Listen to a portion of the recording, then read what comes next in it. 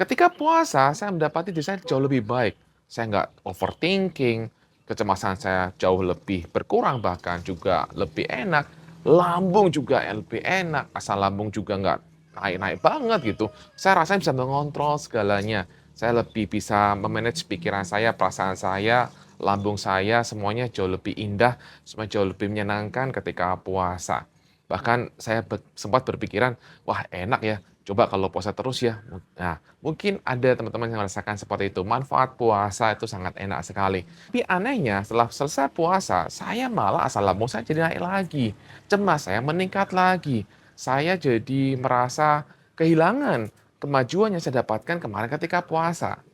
Ada yang ngalamin itu? Hal ini juga mungkin terjadi bagi teman-teman yang liburan.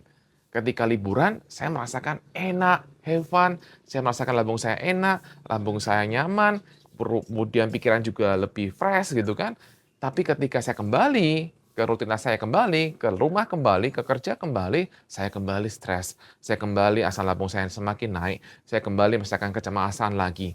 Nah, mengalami seperti itu atau hal-hal yang mirip seperti itu, nah, kalau kamu mengalami seperti itu, yuk kita bahas kenapa itu terjadi dan bagaimana kita mengatasi itu semuanya.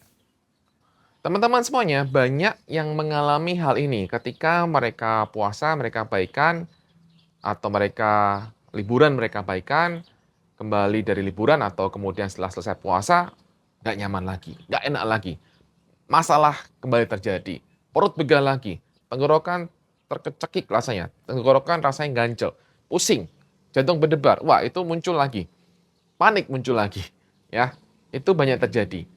Nah, bagi teman-teman yang tidak mengalami itu, justru ketika setelah puasa, justru mendapatkan keuntungan, maksudnya lebih tenang, dan itu tetap terjaga setelah puasa, selamat. Pertahankan terus dan tingkatkan terus ya.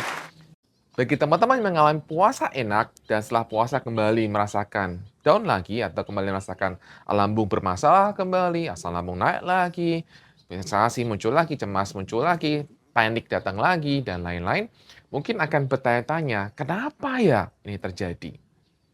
Teman-teman mari kita bahas. Kalau ketika kamu puasa itu, yang terjadi adalah kamu sudah punya intensi kehendak yang sangat kuat untuk ibadah. Agak berbeda dengan bulan-bulan biasanya. Karena ketika ini kan memang bulan penuh rahmat, jadi ketika kamu intensi kamu tinggi, maka yang terjadi adalah kamu sudah benar-benar merasakan ketenangan. Karena kamu semakin dekat dengan Tuhan. Karena kamu semakin mendekat secara spiritual pada Tuhan, mendekat ibadah semakin lebih banyak lagi. Dan kamu juga tidak punya konsep telat makan ketika puasa. Ya, ingat, tidak ada konsep telat makan ketika puasa. Karena kamu tahu bahwa ini adalah puasa untuk saya ibadah. Oke. Ketika kamu selesai puasa, teman-teman, konsep telat makan muncul lagi. Nggak boleh telat makan. Kamu lupa dengan pengalaman yang kemarin bahwa kamu sudah puasa tuh telat makan sekian jam. Tanpa sadar, konsep telat makan itu kembali muncul. Telat makan, kumat. Kalau kemarin waktu puasa apa? Ini puasa kok. Ini gua harus kuat-kuatin sampai akhir. Nah gitu. Kamu percaya, kamu ada intensi niat yang sangat besar bahwa kamu mau puasa, mau selesaikan. Mau niat itu besar banget jika kamu nggak ada konsep telat makan sakit. Bukan berarti saya menganjurkan kamu untuk telat makan, bukan. Ya, kalau kamu mengalami masalah lambung, ya, dan itu misalnya GERD gitu, konsultasikan pada dokter, ya, dokter ahli. Saya bukan dokter, jadi tentang masalah GERD, masalah asam lambung, tetap konsultasi pada dokter. Yang saya mau garis bawahi adalah psikologisnya. Telat makan, kumat. Ya, udah. Bagaimana kalau kamu sekarang teman-teman ketika kamu kembali ke situasi normal, telat makan, ya udah, oh telat makan, iya udah. Tapi nggak usah langsung, wah kumat, kumat. Nah itu loh teman-teman yang tidak kamu sadari. Kamu sudah menakut-nakuti diri kamu dengan kumat, kumat, kumat, kumat. Lupa dengan pengalaman kemarin waktu puasa, nggak apa-apa. Ya, mungkin kemarin ketika kamu puasa kamu juga mengalami rasa nggak nyaman, tapi kamu bisa lebih tenang kan? Nah kuncinya itu teman-teman, lebih tenang. Lebih tenang ini kamu nggak dapatkan dalam situasi sehari-hari. Kamu kembali ke kondisi lingkunganmu yang membuat kamu kembali tanpa sadar melakukan kebiasaan otomatismu. Sama halnya dengan orang-orang yang apa? Yang liburan. Mereka meninggalkan rutinitas sehari-hari, meninggalkan kerjaan, mereka pindah, mereka kemudian liburan di tempat lain, situasi berbeda, aktivitas berbeda, benar nggak? Aktivitas berbeda. Yang dipikirlah, hari ini kemana, besok kemana, kita mau kenal apa lagi. Yang dilakukanlah sesuatu yang menyenangkan, menyenangkan, menyenangkan. Ingat, fokusnya apa? Menyenangkan. Tapi ketika selesai liburan, kembali ke situasi di rumah kembali, kerjaan lagi, situasi di kerjaan, situasi di rumah, kembali tanpa sadar mengingatkan dia lagi tentang masalah. Bukan yang fun, tapi masalah. Nah, ini yang tidak disadari yang membuat kamu kembali ke kebiasaan lama lagi, kebiasaan mikir-mikir lagi, kebiasaan, oh iya ya, saya waktu begini saya tuh di tempat ini saya kumat tuh. Nanti kalau saya kumat lagi gimana? Jadi kebiasaan mikir-mikirmu kumat itu muncul lagi secara otomatis dan kamu nggak sadari itu, itulah yang membuat kamu tidak nyaman, tidak tenang di hati, lambung kemudian mulai bermasalah lagi. Begitu lambung mulai bermasalah lagi, kamu mulai fokusnya pindah lagi ke lambung. Mulai fokus lagi ke sendawa kenapa, pegang kenapa nggak hilang-hilang, kenapa begini-begini. Nah, itu tidak ada ketenangan hati. Itu membuat kamu jadi nggak nyaman. Semakin cemas lagi.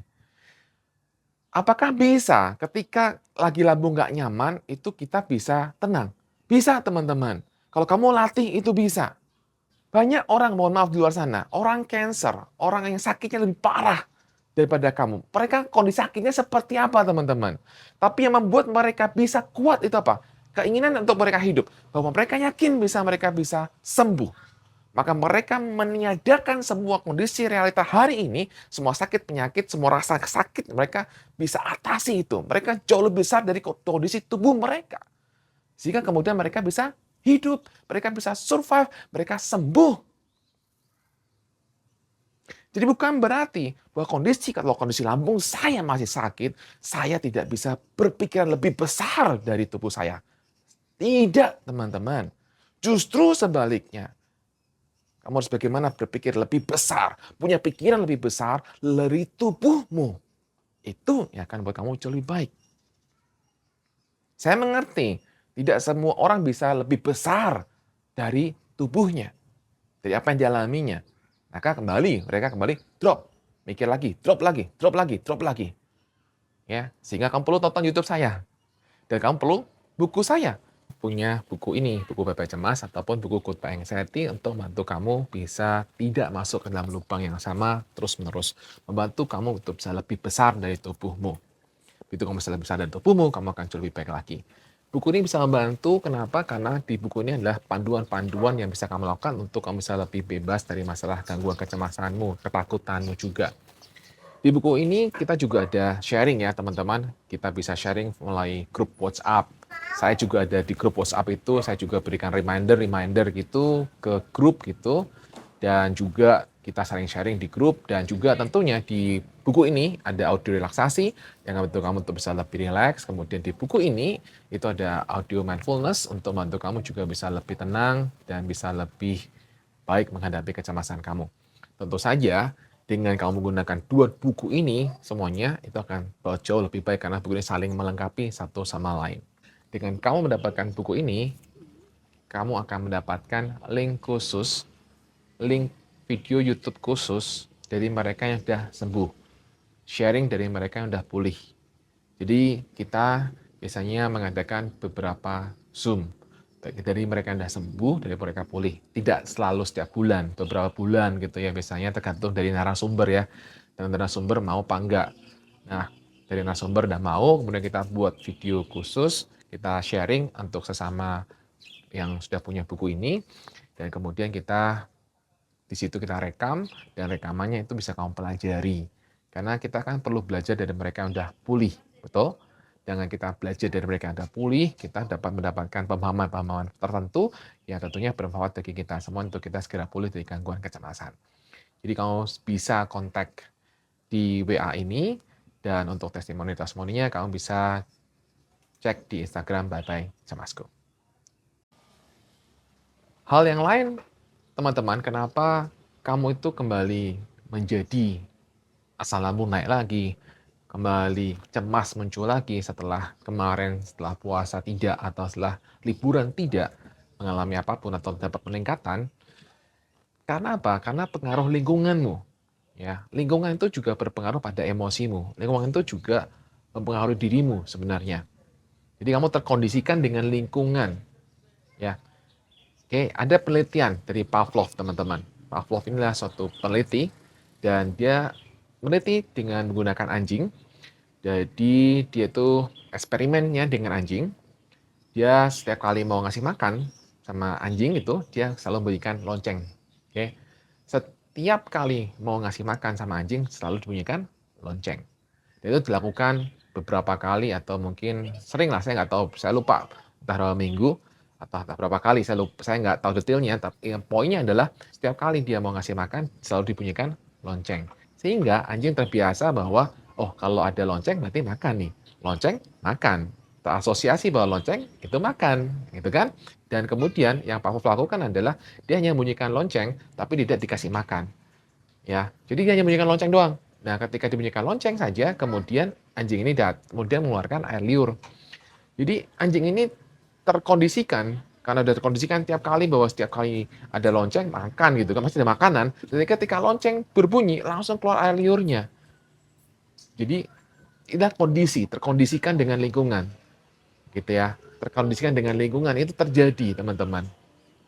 Nah, dari penelitian ini menunjukkan bahwa kita terkondisikan juga dengan lingkungan kita. Tanpa sadar kita tuh punya memori yang terasosiasi dengan something, dengan benda tertentu.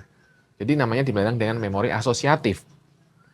Nah, contoh teman-teman, misalnya kalau dalam kehidupan sehari-hari kita terkondisikan dengan hal tertentu dan itu berulang kali, kemudian kita akan terasosiasi dengan hal itu. Contoh misalnya ya, kamu ada ditolong orang gitulah ya. Ada orang menolong kamu. Setiap kali kamu butuh ditolong orang ini. Setiap kali butuh ditolong orang ini. Apapun itu ditolong orang ini. Sehingga kamu akan mempunyai memori atau kamu akan asosiasi bahwa orang ini akan selalu bisa menolong kamu. Sehingga ketika kamu butuh bantuan, kamu ingatnya orang ini. Contoh lain misalnya adalah ketika kamu sudah terbiasa dengan setiap kali saya cemas, kemudian saya makan. Setiap kali cemas, saya makan. Cemas, makan. Dan ketika kamu cemas makan, kamu mendapatkan enak, lebih tenang, lebih nyaman. Akhirnya kamu punya memori asosiatif bahwa makan untuk menghilangkan cemas. Makan untuk menghilangkan sensasi. Karena pengalaman saya bahwa ketika saya makan, kemudian cemas saya kemudian hilang. Lebih enakan. Dan itu membuat kamu akhirnya tergantung sama makanan. Karena apa? Karena kamu merasa bahwa makanan adalah sebagai sarana untuk, dari pengalaman saya, untuk menghilangkan kecemasan atau sensasi saya. Pertanyaannya adalah apakah benar makanan itu bisa menghilangkan sensasi, menghilangkan kecemasanmu? Kecemasan itu tetap dari pikiranmu, bukan dari makanan. Oke, menghilangkan sensasi membantu iya. Tapi kembali lagi, kamu akhirnya terperangkap dengan hal ini adalah kamu terperangkap dengan setiap jam makan, setiap jam makan, setiap jam makan, setiap kali sensasi makan, setiap ada sensasi makan. Jadinya kamu kemana-mana perlu makan. Setiap kali kamu pergi kemana ke tempat yang tertentu, jauh misalnya, kamu sediain makan. Oke, karena perlu makan. Kalau sensasi makan, sensasi makan. Lama-lama berat badan naik. Ketika berat badan naik, kamu semakin stres. Jadi ketika kamu sudah selesai puasa, atau sudah selesai liburan, kamu kembali lagi ke lingkunganmu, yaudah, tanpa sadar, kalau kamu nggak sadari, itu kamu kembali mengalami memori asosiatif itu dan kemudian kembali ke kebiasaan lamamu tanpa kamu sadari. Contoh lagi lah memori asosiatif itu adalah misalnya ketika kamu itu ketika kamu masa zaman dulu misalnya kamu pacaran gitu kan, kamu dengar lagu A, ya sering dengar lagu A dengan si pacar kamu gitu kan, namanya si X misalnya, dan itu terus terulang dan akhirnya kamu mengasosiasikan lagu itu dengan si X itu.